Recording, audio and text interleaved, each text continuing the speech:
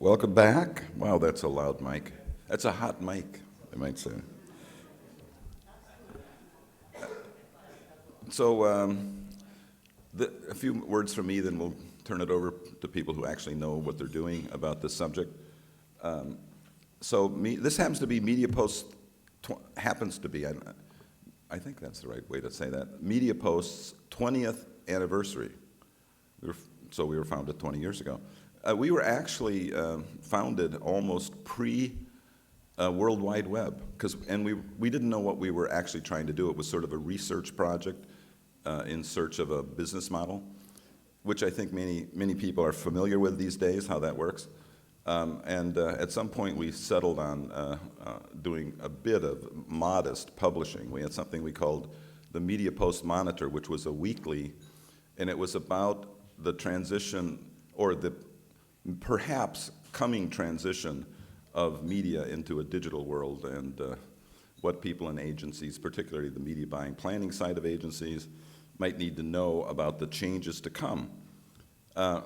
Google had been founded by that time, but they had no business model. In fact, Tim Armstrong actually came to, this is like the one thing I can say about our connection with Google. Tim Armstrong used to come to our early conferences, presumably to learn, how that internet advertising thing might work. Well, they figured that out, and and we're still doing what we did then, although maybe a bit more of it, since we now have something like 13 dailies, and we do up to 40, I think 40 plus events a year. 12 of them in the U.S. are these summit type events that you're at today and the next few days. And the great thing about these is that it's basically the opportunity over several days to meet everybody who's at the show and to talk about common interests, business and otherwise, to enjoy outdoor events together or going to the spa, to sit at round tables at the end of the morning and exchange information about the subjects at hand.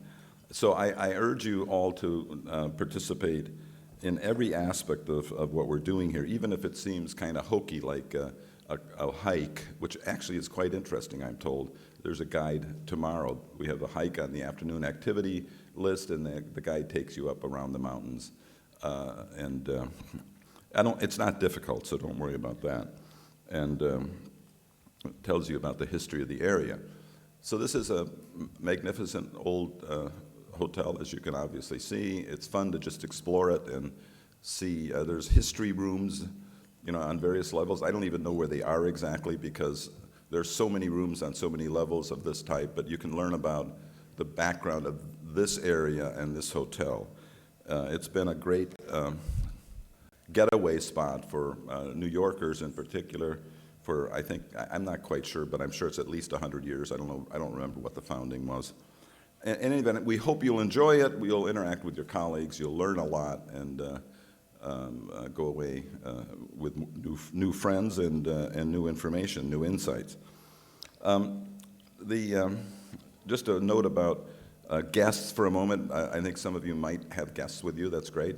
If you're staying in the hotel, it's American plan, full American plan, which means every meal is included for your guests.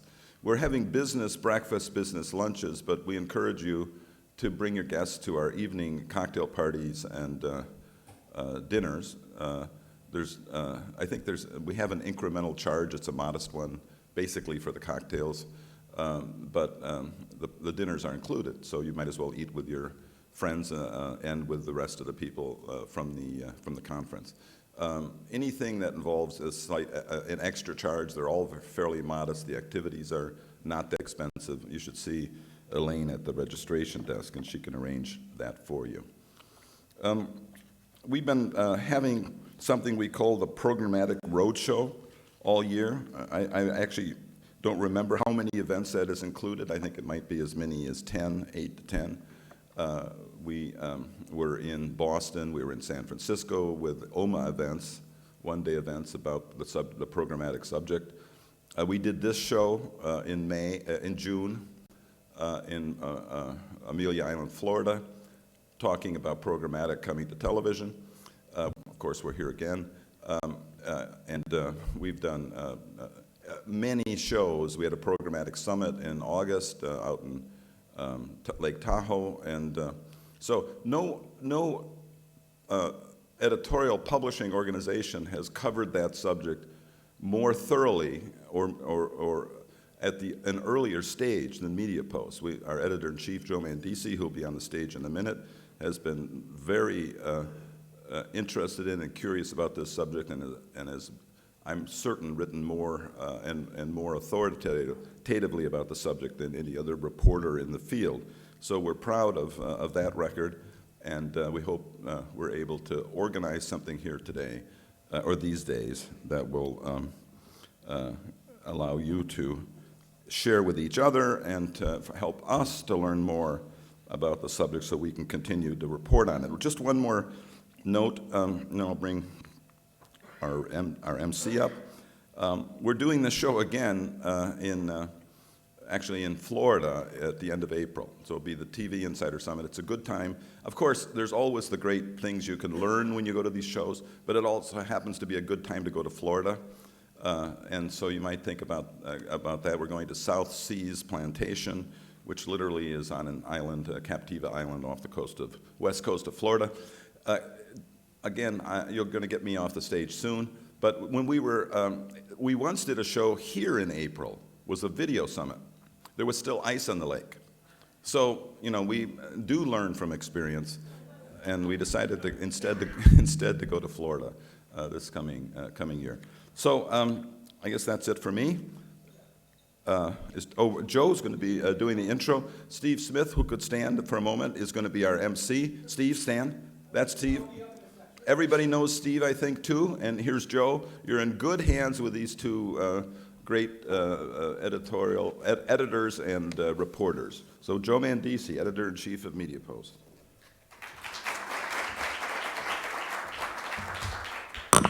Thank you, Ken. And when you go around to those rooms, avoid 237. Last time we had the summit here, people got drunk and kept knocking on that door. So I have 5 minutes to give you 37 years of history, and that sounds really boring because you already heard the whole setup on 20 years of MediaPost, but my association with Ken started when I worked for Adweek, and I started as a summer intern in 1979. And the reason that's important to all of you is because I think that was the inflection point for television. So the way I look at it is it's all a progression. Much of what we're doing today is not new. It's just an acceleration of patterns and things that started about 37 years ago, arguably a little earlier. So here's how I look at it. It's just about technology and data unlocking the ability to reach audiences. So in 1979, it was still dominated by 3 networks and a few local stations and markets. There was this thing called CATV, local community antenna television. But it was in 1979 that Ted Turner had this foresight to throw up one of those little local stations on a satellite and beam it around the world, but principally to cable set-tops in the US. And that created cable TV as we knew it. So that's one technology progression. At the same time, there were things going on in Warner Amex's Cube system in Ohio to create the early beginnings of interactive TV and addressable TV.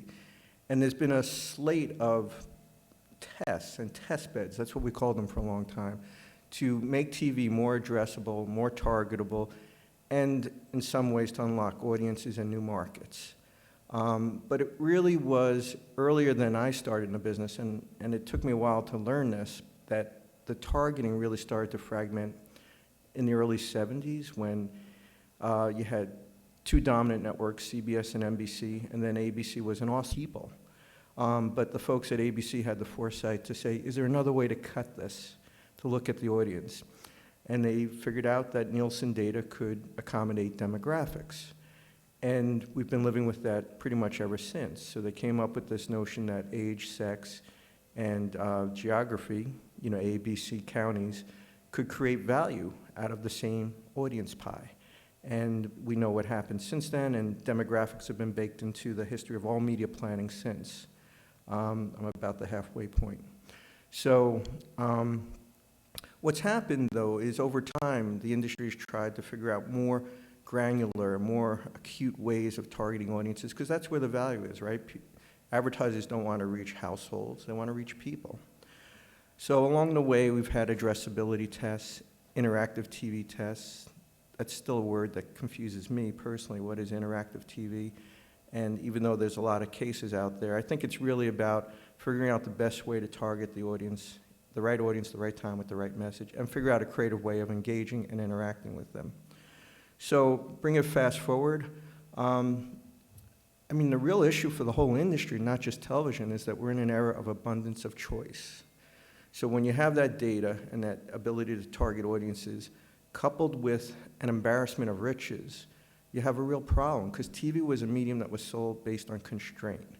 It was the apex medium, right? Because it was the real first mass medium, if you ask me. After World War II, it was the one that created the art of persuasion and everything we're really trying to accomplish today. But you could constrain the supply because TV stations wouldn't sell out. Networks wouldn't sell out. They would hold their pricing, right?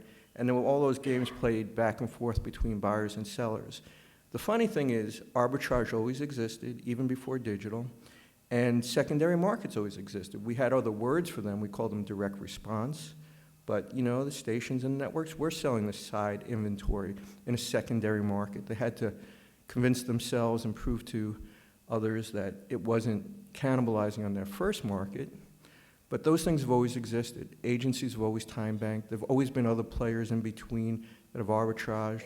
Arguably, ITN, the first truly national unwired network, was an arbitrage model. They would go into local stations, acquire their inventory, and resell it as a national effort. One of our sponsors today, I know I'm not supposed to talk about sponsors, but Audience Express figured out the same game. You could go into local systems, take the local inventory, and organize it and package it in a way that creates new value. So these things have always been going on. But if you only look at the pocket that you deal with, that you buy and sell, network TV, spot TV, you ignore direct response, you ignore time banking, you ignore all those other things, then you would look at TV as a very well-structured marketplace. So the problem today is the cat is out of the bag. There's so many different ways to organize the audience marketplace using technology and data. You heard a great presentation this morning from SimC about how they're doing it. There's a lot of creativity out there about organizing data. One of the issues I'm going to get into with Catherine this morning is exactly when that's good or bad for an agency or an advertiser. I'm over my time limit, so I could kind of cut it off here, but that's my tee up, my setup, which is this is not new. It's a progression and an acceleration. And I'll just leave you with two last thoughts. One is think about it from the audience's point of view. They have more choice now than ever. The most shocking statistic I heard isn't even in the area I cover most, which is the supply of content from a critic's point of view. So some years ago, my colleagues who are TV critics told me that at the TV Critics Association, a stat came out that there is now more hours of original national TV programming available than people have time to consume it. And that's a real problem. It's a real embarrassment of riches, but it means you can no longer constrain a medium that was founded on ubiquitous reach and constraint. So that's my setup for the day. At this point, I'd like to turn it over to Steve Smith to get into the rundown, and then we'll get into the agenda. Thank you.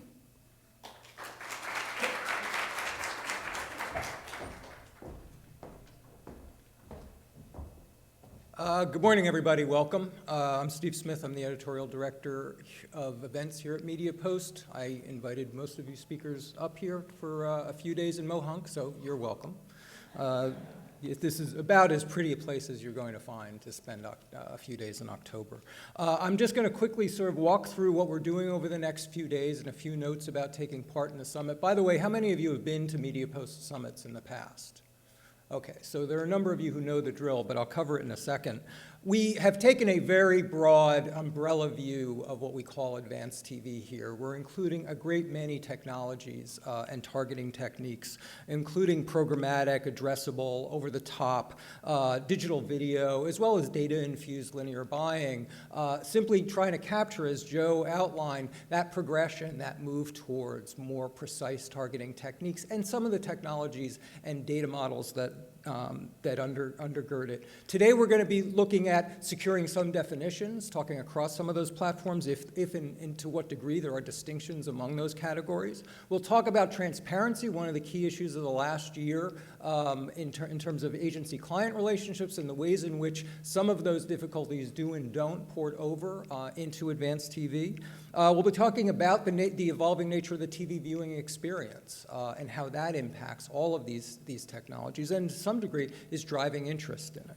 And also we'll be talking through a few cases in Addressable, as we'll also be doing tomorrow. And then tomorrow we're going to drill a little more deeply into addressable media, but also talking about over-the-top and measurement. And then finally on day 3, we're going to be talking about the paradigm shift that all of this represents and the ways in which analyzing the numbers and measuring changes incredibly as a result, and also the walled gardens of the TV networks and suppliers and whether they have to break down as well as these new technologies and techniques move from online into TV. For those of you who have not been to a summit, I cannot emphasize enough the role of the roundtables at the end of the morning. The way I phrase it is the content we put up on stage here turns into real conversations at these roundtables, and that's where we'll break into 2 large tables, taking up one of the topics from the morning, and you'll really get to know one another and exchange ideas. So I really take part in those, and of course, get out there. This is about as beautiful a place as you're going to find right now.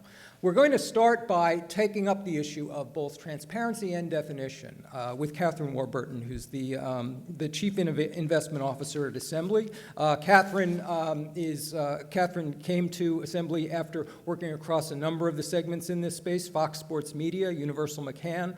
She's worked with clients like Sony, L'Oreal, Chrysler. She's going to talk to us about the ways in which Assembly is looking at this new environment, but in particular, the approach and the position it's taking towards the key issue of transparency and how that applies across these different categories. Please welcome Catherine Warburton and Joe Mandisi. To start because Catherine's very experienced. I mean, I think her career parallels mine. I've never bought a lick of media. She's bought a lot of media. But more importantly, at Assembly, she's the Chief Investment Officer, which means she's responsible for all of the media buying in the entire organization. And the reason that's interesting is because Assembly is a new organization, relatively new. It was created within MDC Partners and is now part of MDC Media Partners, which means they've rolled up some of the greatest, there's some greatest media buying agencies in the world, Target Cast and RJ Palmer. But more importantly, they've gotten to kind of rebase or zero-base the way you buy media. But they're at scale, and they've been on a great new business run too. So she's got the clout, and she's got the ability to reinvent things. So those are really good things to start off with in this conversation. So let's start off where I kind of left off, which is this really new? Is it a progression? And from your point of view, what are the biggest issues you look at right now, day to day, when you try and define this thing we call, what do we call it, television, video? Well, we call it video, and I think that, Joe, when you brought up some of the background from years ago, too often in this industry we forget that there were people before us, and some of the more experienced people have lived through some similar situations. It might be different media, but in terms of the arbitrage and the stuff that you were talking about this morning, so that's definitely not new.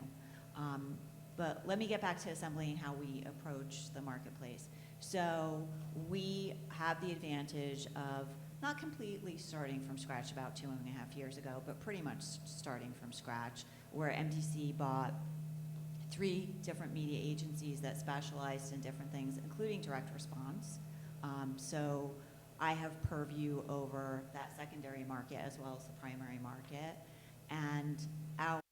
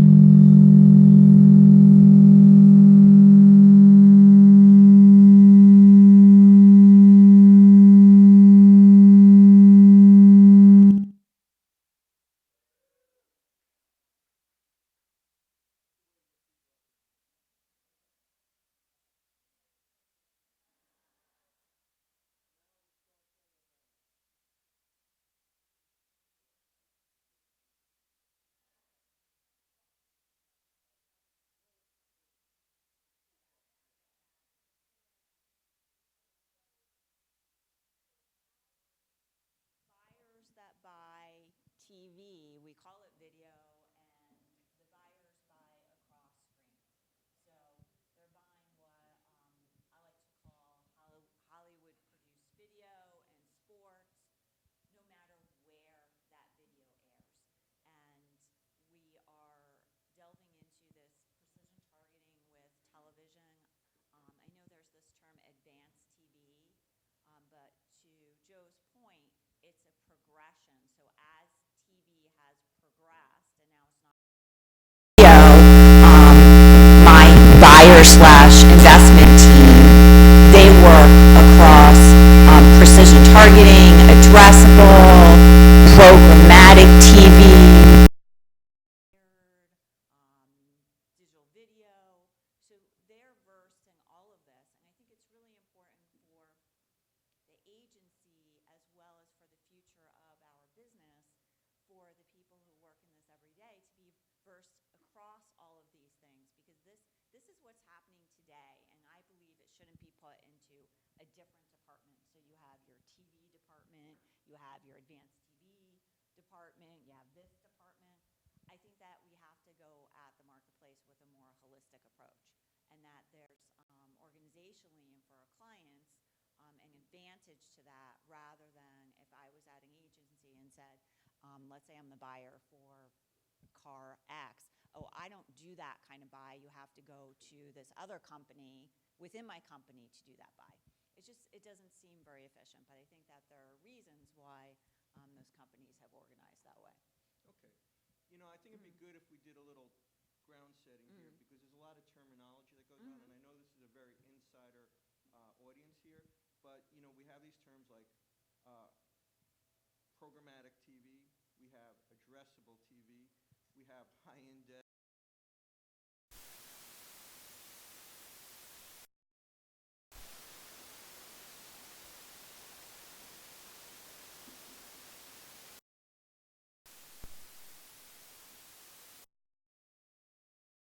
I'm not sure I understand why. I know why people don't like automation, especially when they have jobs that could be affected by it.